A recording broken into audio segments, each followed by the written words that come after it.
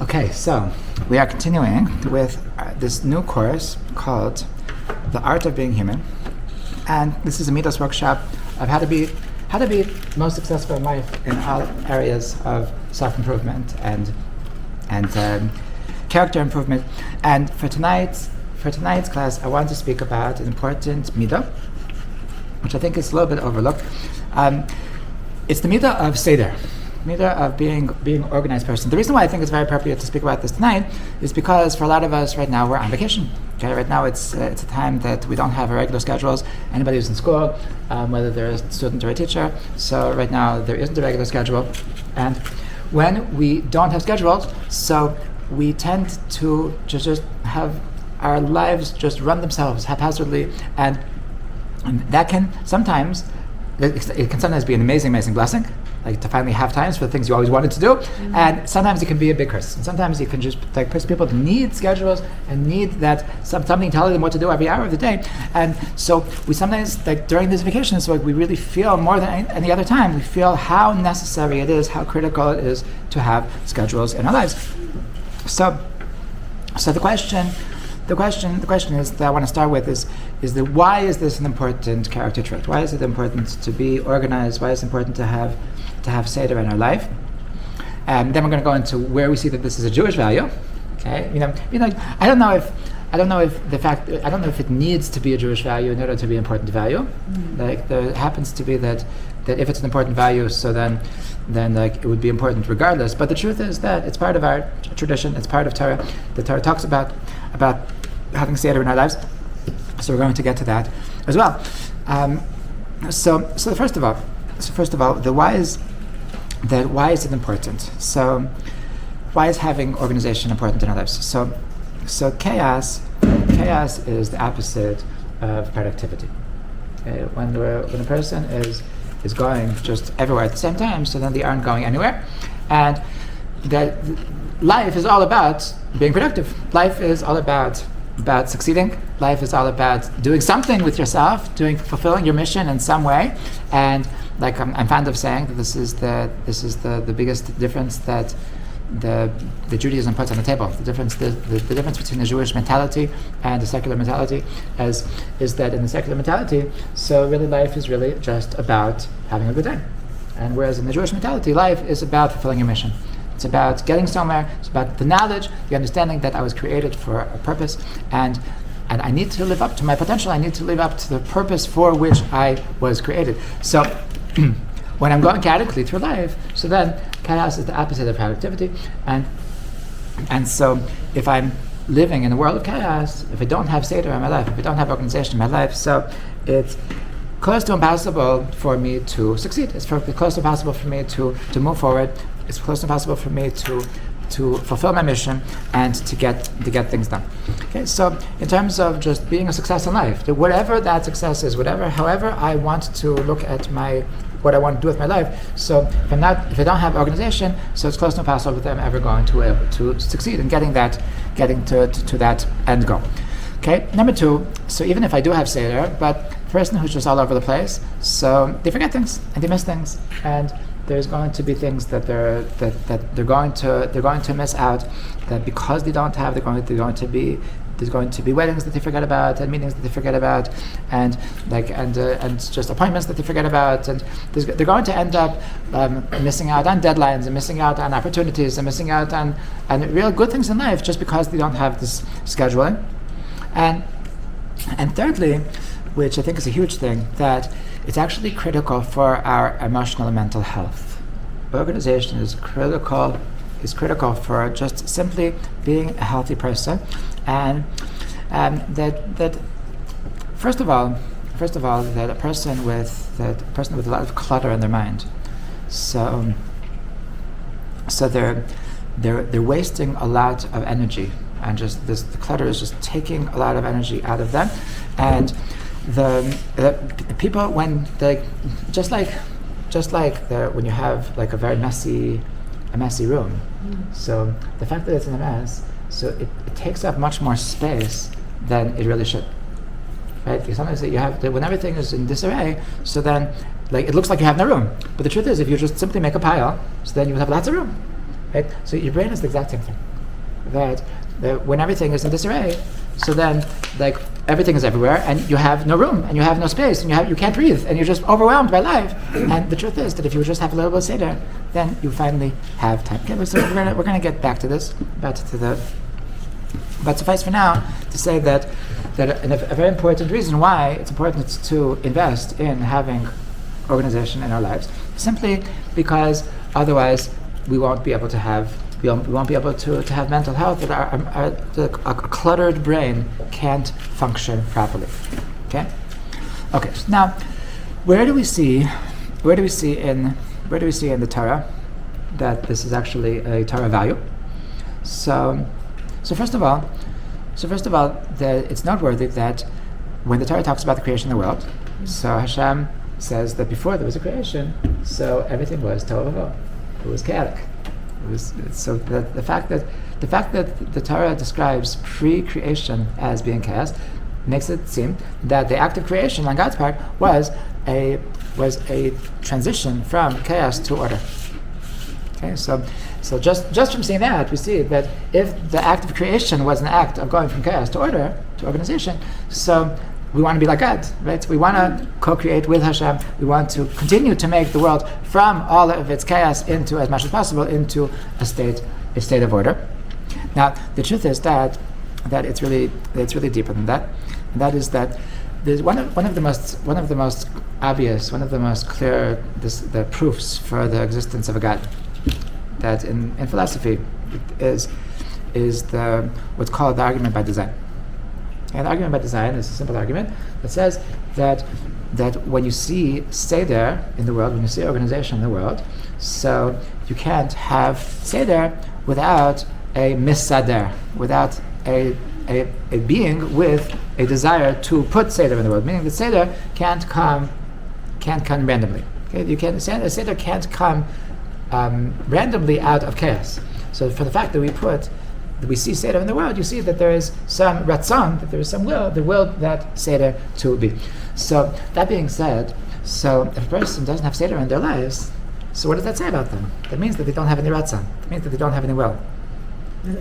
Will. Any will in their life. A person that has will in their life, so they will make sure to make things happen. They will make sure to put the Seder in their lives, to make sure that they have goals, that they have routine, that they have a plan of how to get to where they want to get. And if a person is just living haphazardly, a person is just saying that I'll just, wherever the wind takes me, I just trust Hashem. Wherever Hashem will bring me, that's what I'll do. That really means, that's another way of saying that you have no ratzon, you have no desires, you have no will, you have no ambitions, that you're a nobody. You think you're big in Amunah. No, you're not big in Amunah, you're a nobody. You mean that you have no desire. If a person, when there's ratzon, when there is will, then there is Seder. Okay, and this so we see this from the fact that the creation of the world was dependent on ratzon. So we see that there's this connection between having a will and making an organization in the world. Now, the second place where we see that this is a Torah value is in the Gemara, and the Gemara says that one of the questions that the heavenly court asks us when we pass away after 120, so is kavata itim l'Torah. Kavata itim l'Torah. That they ask us, did you set aside time for learning Torah? Okay, this is one of the 6 questions that they ask us. So, the implication of the Gemara is that it's not enough. It's not enough to learn. It's not enough. The question is not, did you learn during your lifetime? That the question is, did you set aside time to learn? Did you block off? Did you block off in your schedule that this is time, which is time for learning? And now, what does that mean? A person could actually be learning a lot over the course of his life, but he never put aside time. Okay, what does that really mean? That if you ask him when do you learn, he says, when I have time. What do you mean when you have time? Well, if I have a meeting, so I go to the meeting. If I have other occupations, I do my other occupations, and when I have nothing to do, so I learn. So it sounds like a good thing, right? But so it could be that this guy Nebuch, so he wasn't such a good salesman, and he was just waiting in his office for the phone to ring, and no sales coming, and there is no meetings coming, and nobody's interested in his product because he's just not such a good product. And like he's the kind of product that like every month or so somebody's interested, and then he's very diligent to pick up the phone and make sure that he does the meeting. And shalom, and but Nebuch the rest of the time, so he has no business. So what do? What does he do if you have nothing to do? So he doesn't go on YouTube. He goes to learn a sefer. Okay, but really, if it was up to him, so what would he do? If it was up to him, he would actually have business meetings his whole life, right? He doesn't really in his priorities. So his top priority is to have business meetings. It's just Nebuch, he doesn't have enough business meetings because he's not so good, and so if he can't do business meetings, so at least I'll learn. Right? So what does it say about him? It says that the really learning is not a priority of his. Right? So kavati itim l'Torah means that they ask us, did I make it into your schedule? Okay, did I make it into the schedule that part of my to-do list is that I want to learn?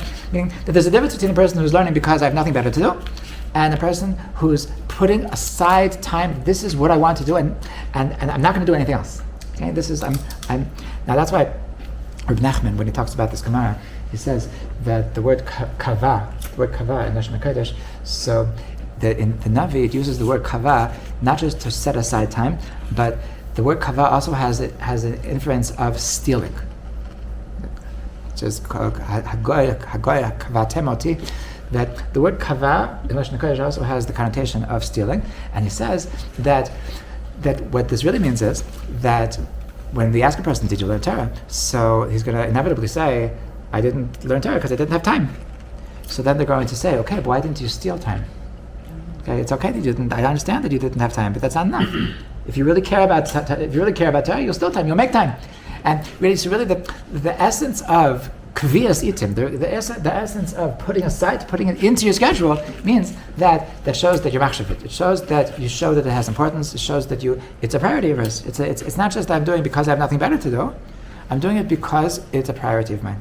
Okay, so the truth is that the person that makes Torah a priority and makes sure that it's in his schedule for a half an hour a day could actually be more connected to Torah than a person that learns 5 or 6 hours a day because he has nothing better to do, but it's not really a priority. It's just that the only reason why he's doing it is because he has nothing better to do. Okay, so kfiyas itim really means that if I give something importance, so then I'm going to put it into my schedule. Okay, so this is where we see that it's not enough for a person to learn. It's not enough for a person to do good things. A person needs to make a schedule of doing good things. Okay, so we see in this Gemara that having organization, having a schedule, that putting your to-do list and having a set of things of what I want to do. So it's a critical thing of succeeding.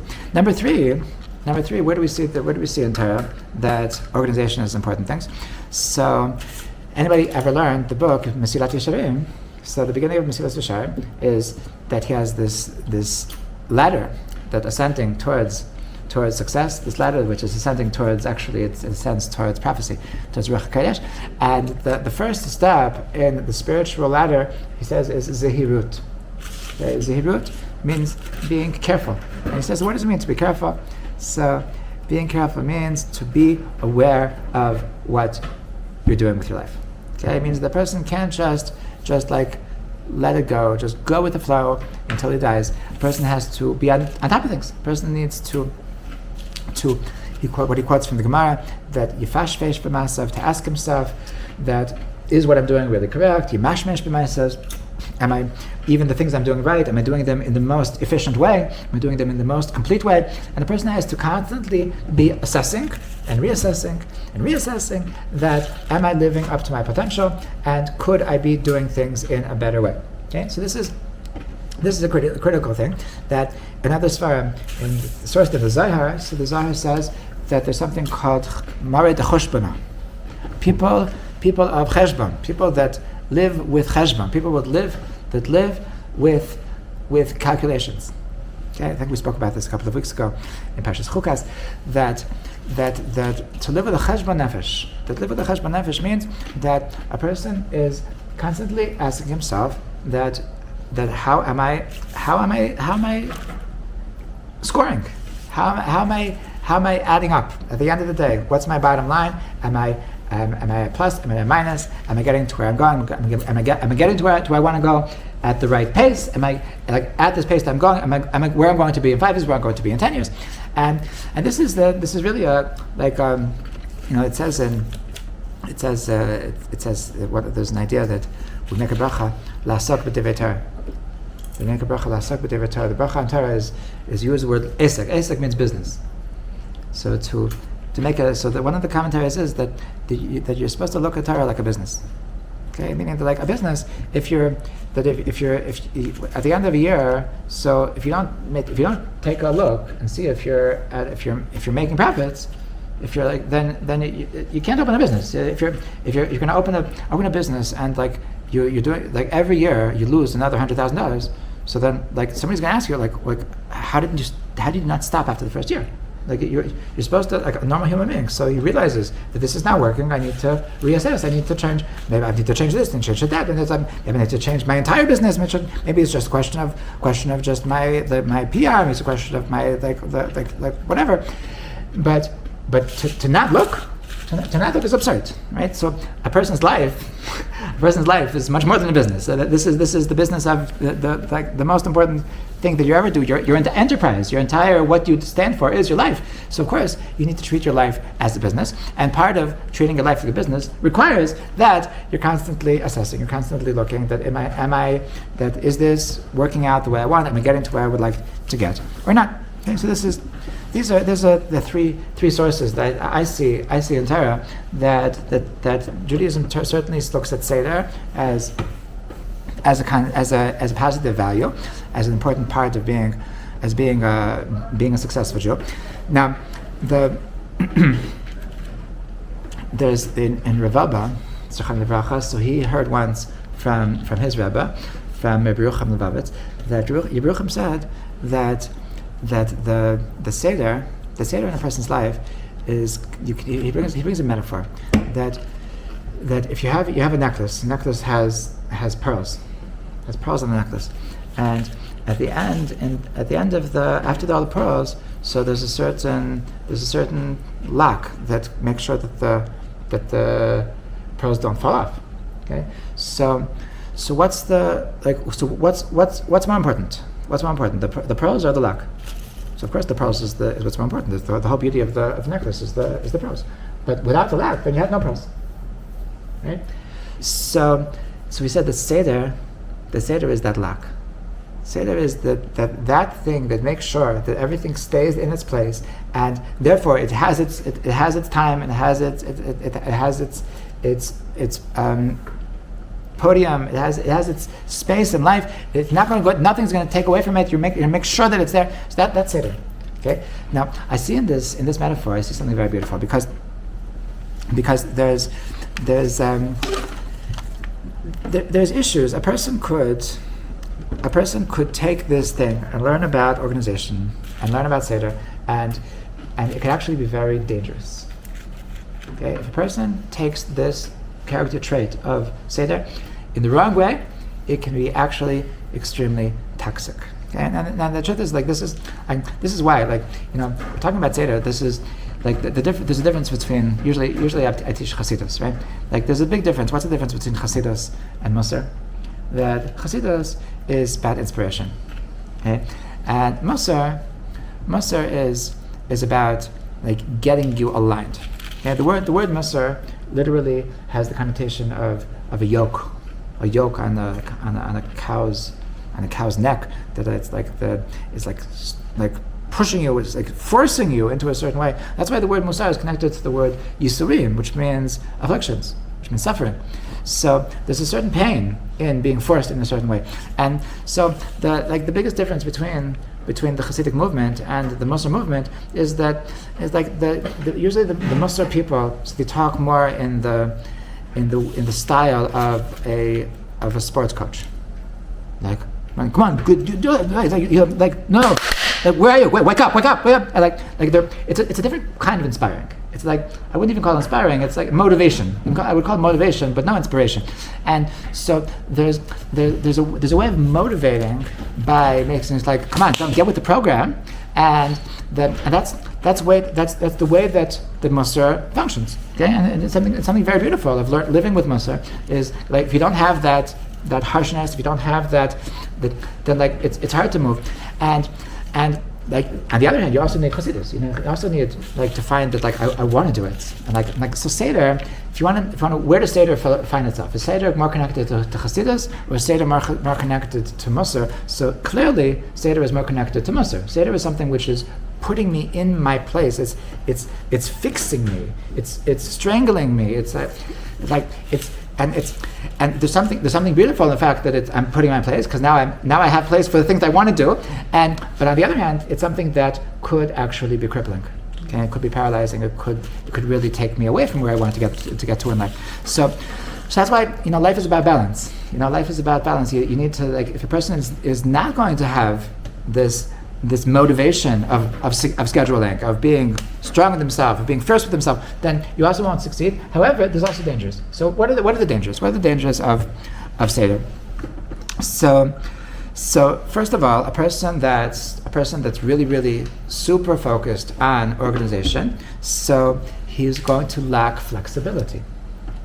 Okay, what does it mean? It's going to lack flexibility. For example, so let's say that I have a certain plan of how many guests I want to have for a Shabbos meal, and then somebody calls like, hey, I'm really stuck. What do I do? Like, could you please find another space?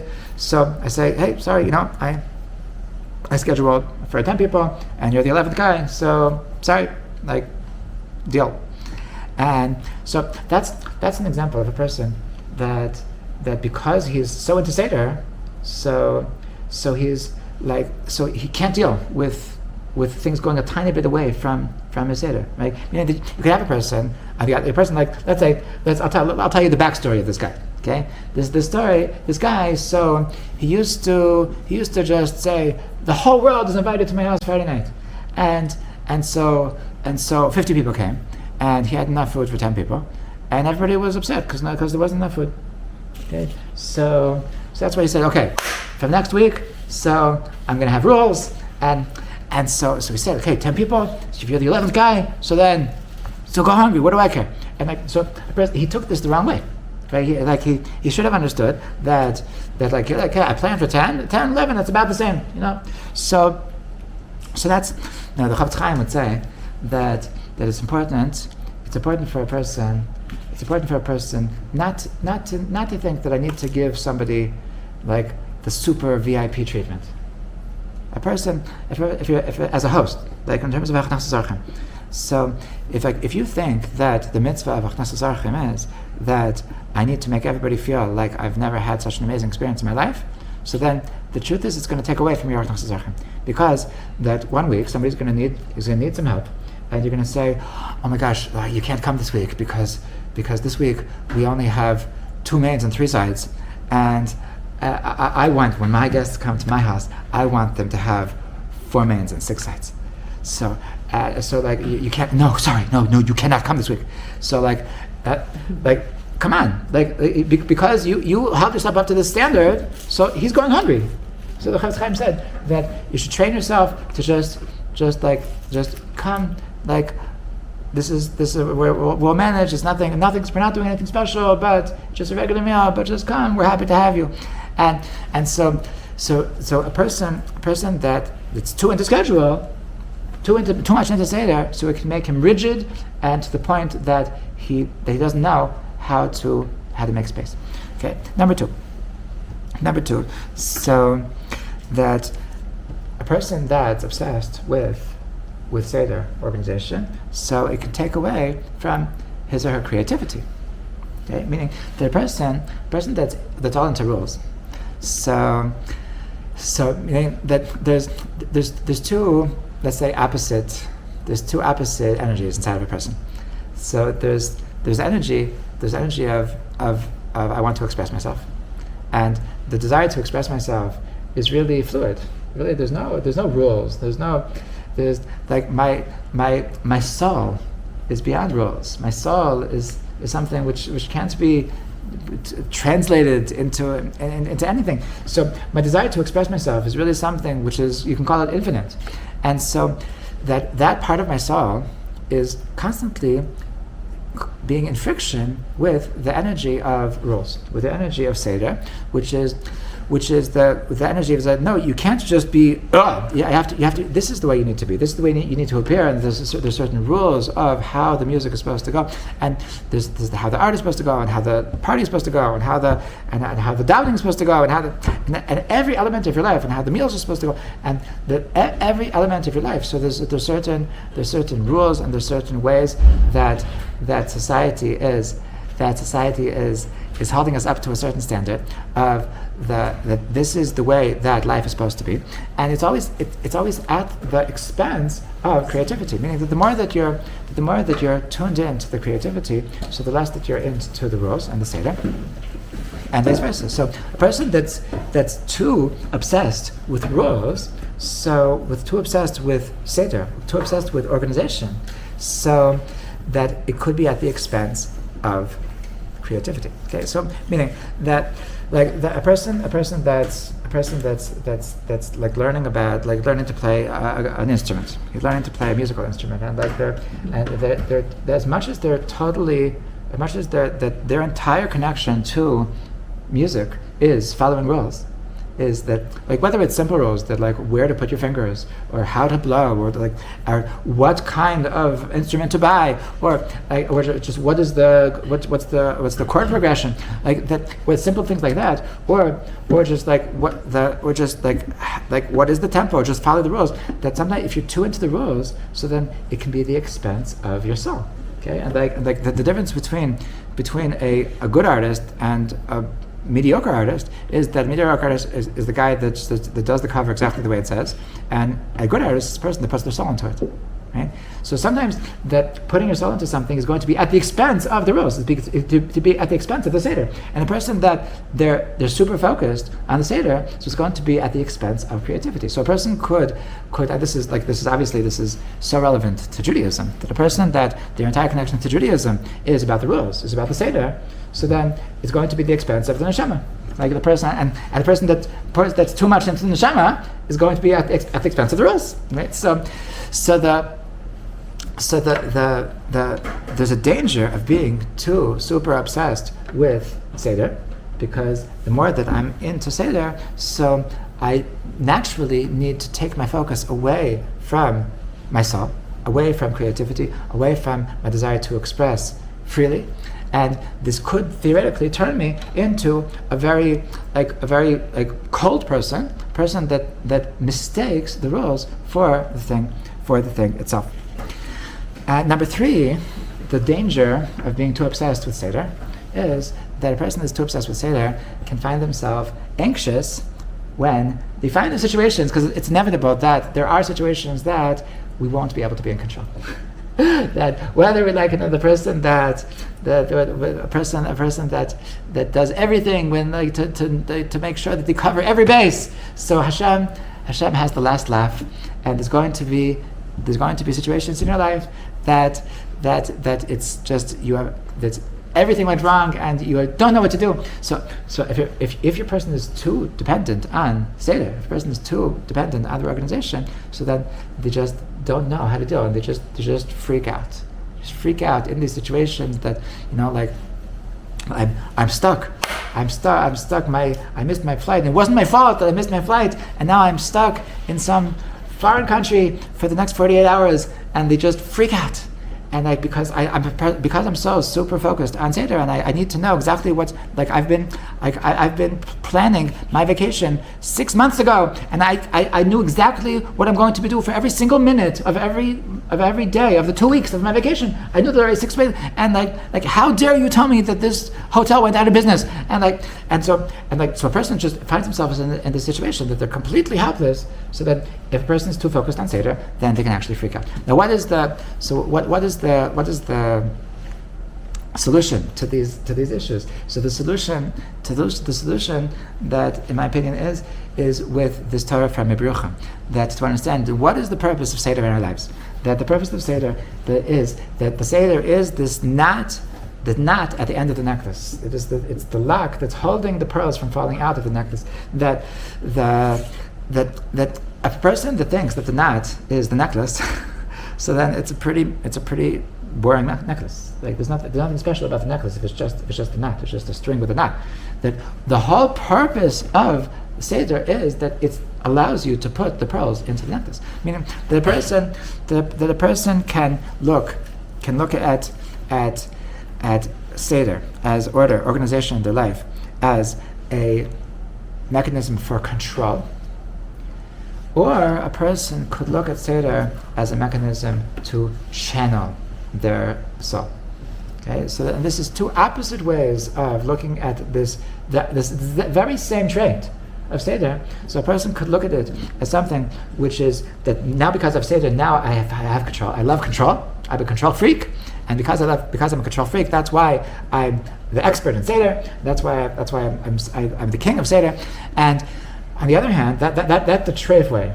That's the treif way to look at Seder. That's the treif way to try to bring Seder into your life. And if that's the way you look at Seder, if Seder is your way of trying to feel this false sense of control of your life, so then of course, then when even something that should have priority is going to to take away from your control, like, hey, I decided that I'm only having 10 guests, and you're coming to. So a person if I'm going to Seder for the purpose of trying to have control over my life, so then at the moment that something tries to mess with that, so then I don't know how to deal with it.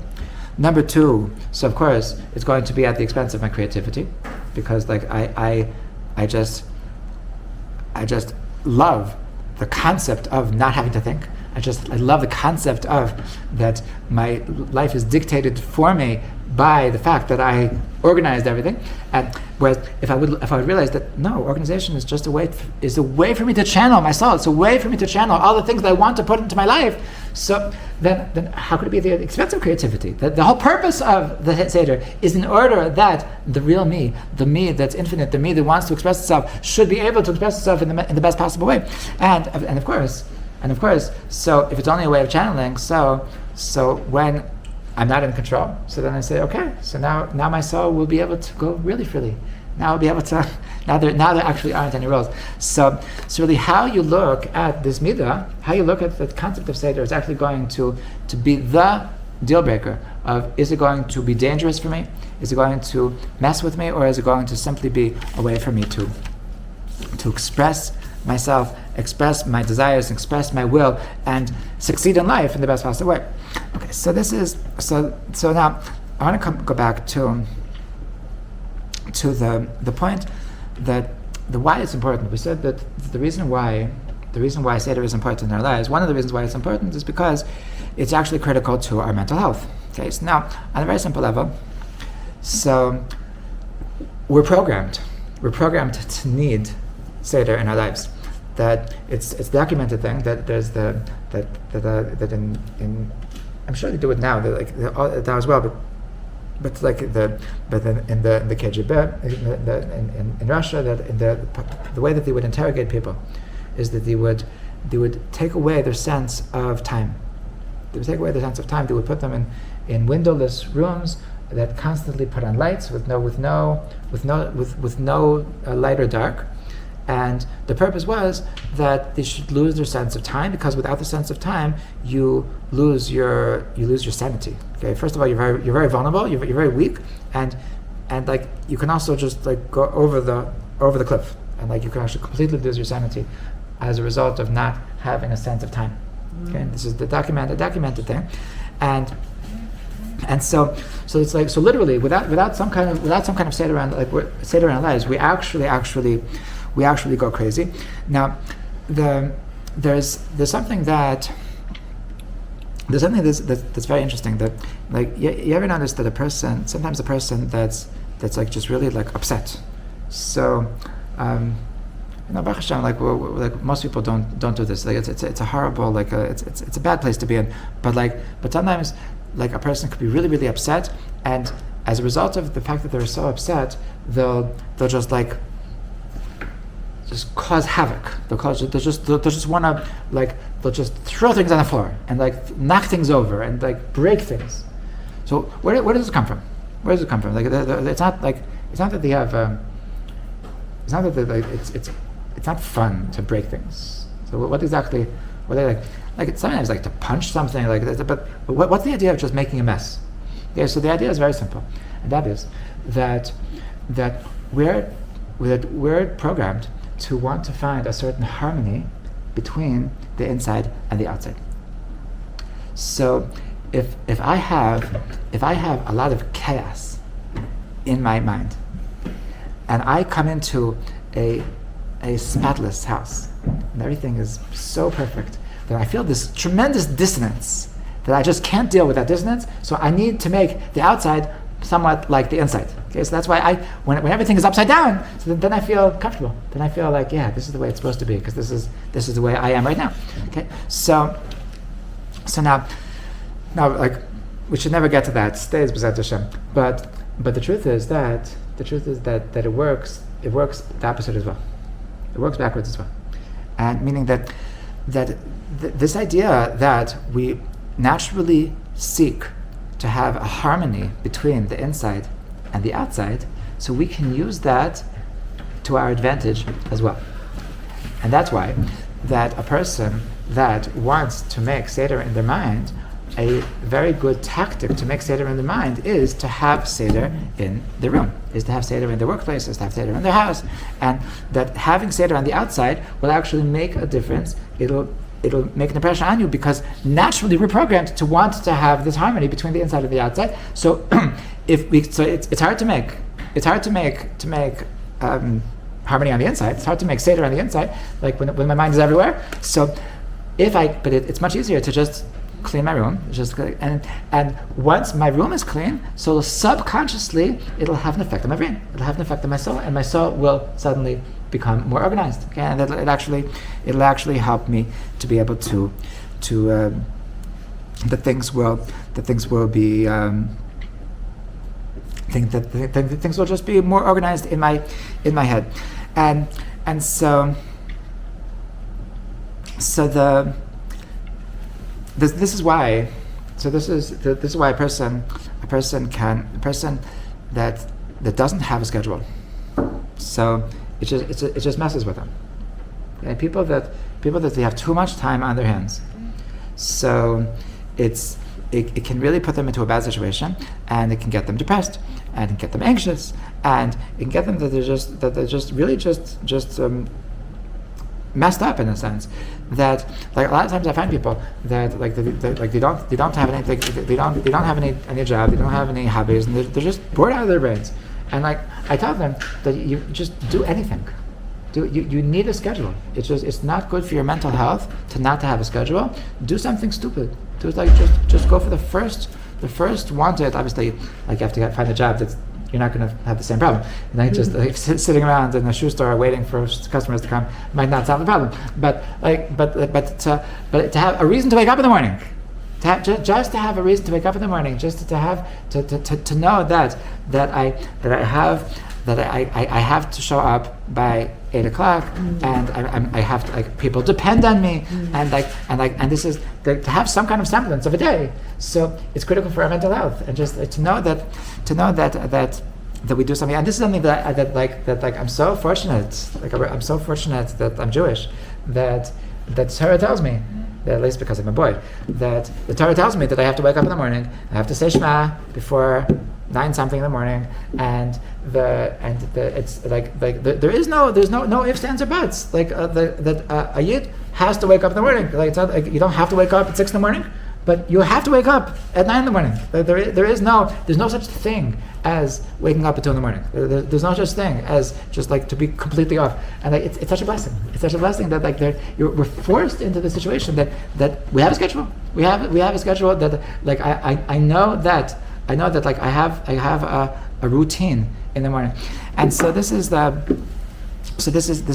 crazy important part of our mental health, is to have a routine, and so and so it's very critical to be able to make sure that we have some kind of schedule in our day, whatever it is, even if it's random things, that just for the sake of our mental health. And the last point with mental health is that, like we said before, that when things are scattered, when things are cluttered, and they take up much more room than they really should. Okay?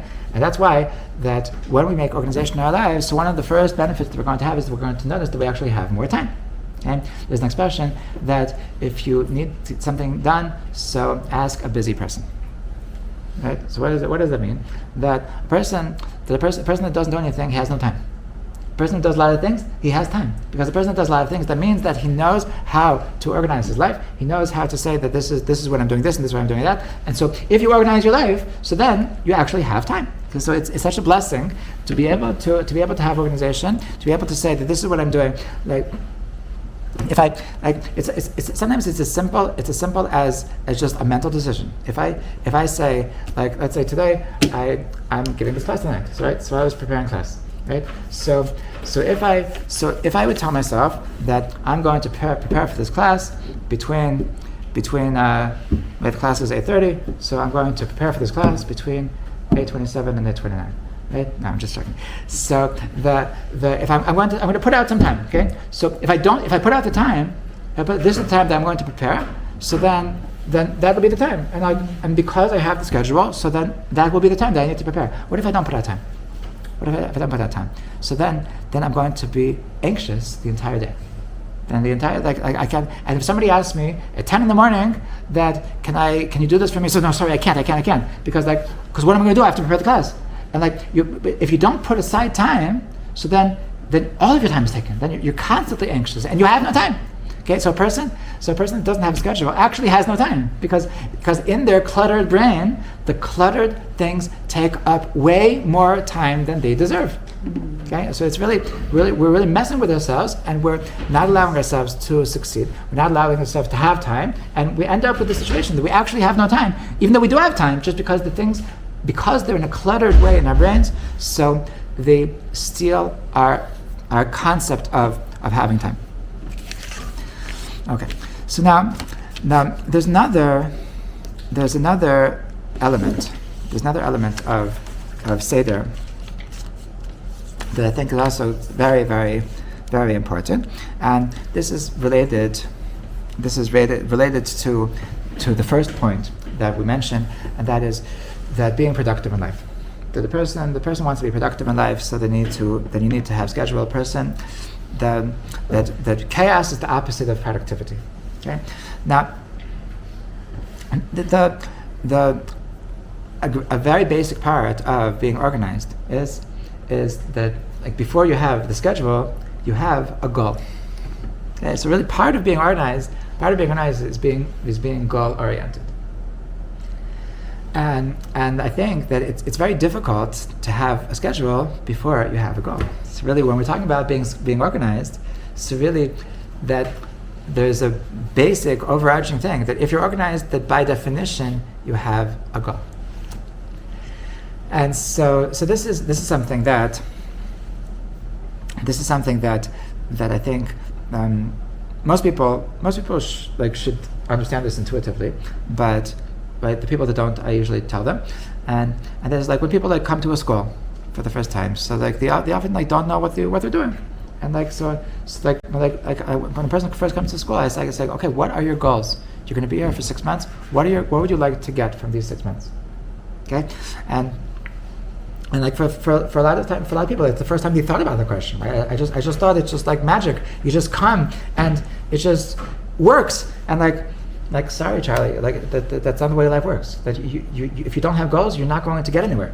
And the only way that something is going to be accomplished is only if you want to get somewhere. If you have a goal, you're going to reach the goals. If you don't have goals, you're not going to reach the goals. So a very simple prerequisite to having a schedule is to have a goal. And once I have a goal, then the schedule makes itself. Right? So if a person, in my learning, in my personal learning, So I'll tell myself that I have a goal. I want to finish this section of learning. I want to finish this Masechet. I want to finish this section of Halacha. And so like the natural thing to do is to say, okay, in how much time would I like to finish? Like usually it's a certain amount of time that I have. Okay, so like I have now 2 weeks, so I can like legitimately.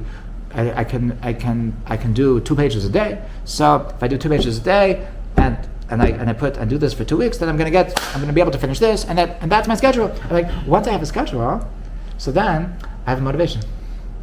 Okay, as opposed to if I would say, okay, I'll try to learn something. I'll try. Then what happens? Then like I'll. First of all, who says I'll ever find time to learn in the first place? Because it's not so exciting to just learn anything. There's something exciting about fulfilling my goal. And second of all, even if I do learn every day, but like, what do I have to say for myself? Like, what did you say? I learned. What did you learn? I learned. Okay. Whereas if I have a goal, so then it's like I can be proud of myself. I actually accomplished something. So there's a certain simcha, there's a certain satisfaction that a person has in meeting their goals, in reaching their goals. So that's why that when I have a schedule, so which requires that I have a goal, and it's actually going to bring me happiness. And this is I think you can call this a fourth point of mental health, that a person that has goals, has Seder in their life, so they're naturally going to be happier people because they're constantly accomplishing. Okay, and a person that accomplishes in their life is always going to be happier than a person that is just chilling in their life. Like if you ask a person like what did you do the past year, so they said, I'm living. So like, so that's less exciting. You will be prouder of yourself. You will be happier with yourself if you say, you know what I did? I did X, Y, and Z, and like I'm going somewhere. So that it actually improves your mental health. It actually makes things much better. Now, the last point that I would like to speak about regarding Seder, regarding organization, is that Seder is not just about filling my schedule. Seder is also about prioritizing.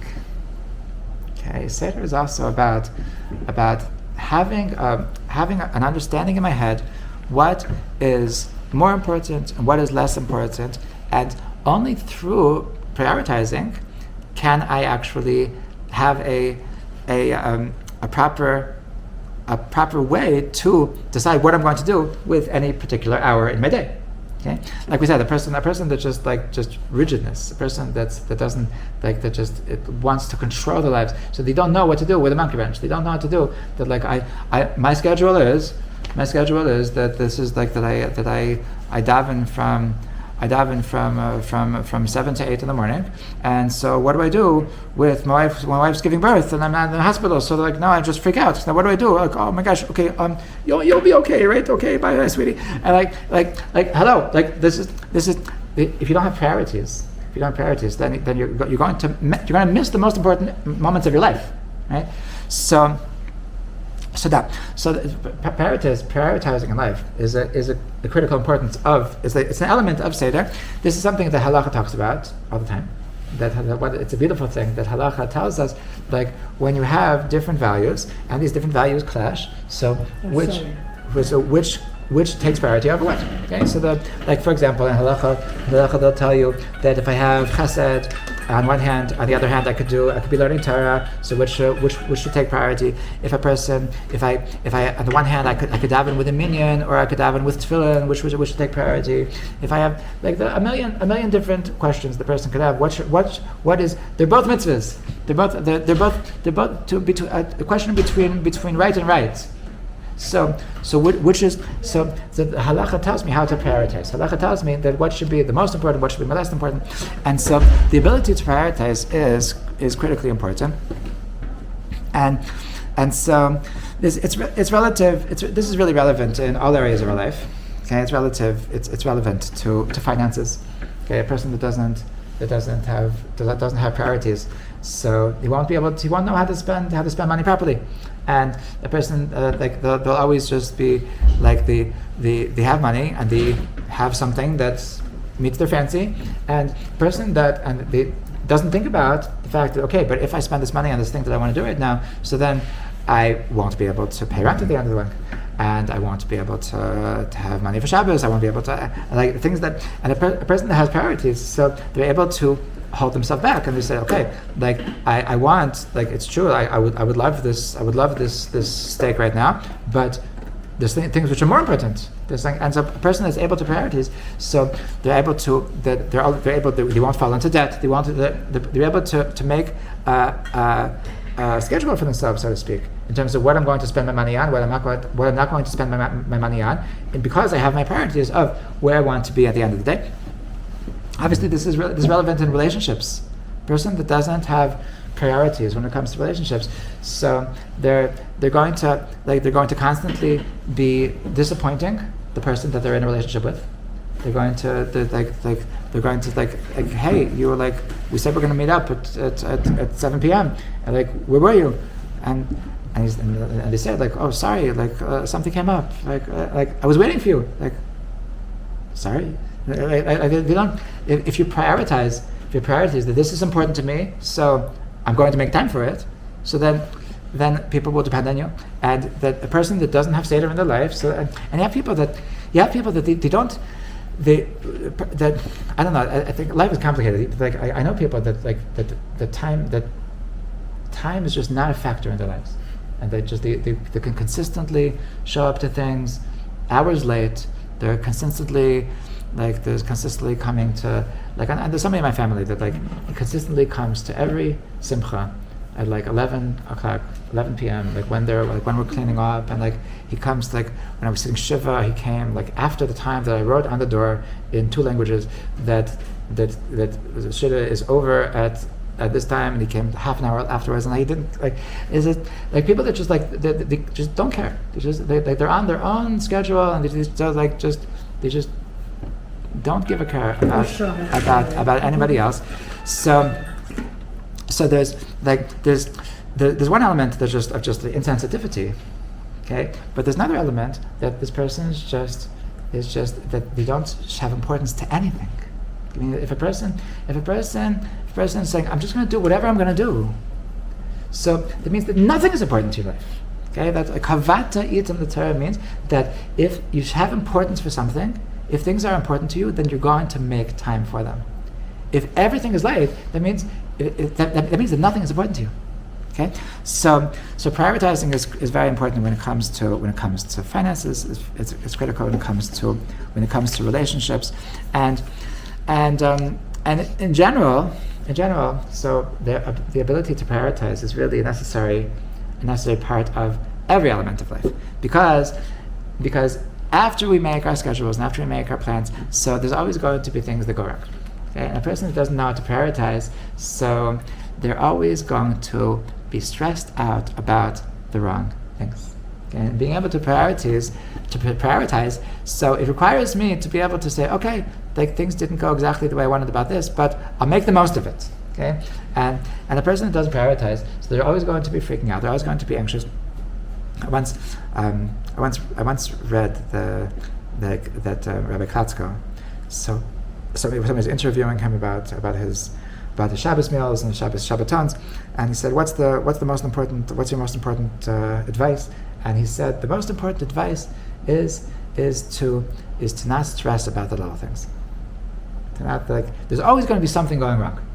And if you're going to focus on the things that are going wrong, then you're not going to be present, and everybody else is going to notice that you're annoyed, and you're going to be a failure of a Shabbaton. And if you're able to just like let it go and just like focus on everything else, focus on you, that you need to be present, focus on the fact that everything about all the good. So then you'll have a successful Shabbaton, despite the fact that a lot of things went wrong. Whereas if you focus on the things that went wrong, so then you failed.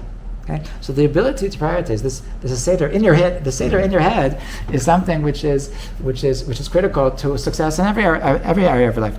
I once saw this book. I didn't read the book. I just saw the title.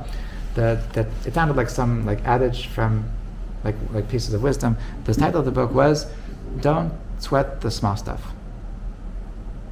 And then in parentheses it says, "And it's all small stuff." And so this is really epitomizes what it means, like to prioritize. Like what's important is that is not to get bogged down by the little stuff. Like it's all small stuff. Just like the point that you're trying, you're doing something, and like when like this feeling that I need to freak out because of the one thing that I happen to be thinking about this moment is something that's going wrong. So it's actually a lack of seder. That when I have seder, I'm able to compartmentalize in my mind. I'm able to put things. Okay, that part didn't go, but I'm going to focus on everything else. And that the ability to have seder in my life is what enables me to succeed by focusing about the other things. So this is what I think what a critical element of being a Jew, of being a human being, is the art of being human, is to be able to have organization, is to be able to put things into perspective, to put things into order, to have goals, to have schedules, to have routines. And this is going to, first of all, it's going to make us healthy people. Second of all, it's going to make us successful people. And so, and of course, the most important is that to understand the purpose of Seder. That the purpose of Seder is not that through Seder I'm going to have control. That a person that using Seder as a way to have this false sense of control over the life, that's going to bring us to being super fixated on the details. It's going to bring us to lack creativity. It's going to bring us to anxiety. But rather to understand that this is the only way that we can actually bring forth all of the goodness that we want to do. That this is the structure through with all of our awesome desires and also all of our the will of our neshama, the spirit of our neshama can express itself the most beautifully and the most perfectly and the most completely through this structure, through this construct of Seder B'ezrat Hashem.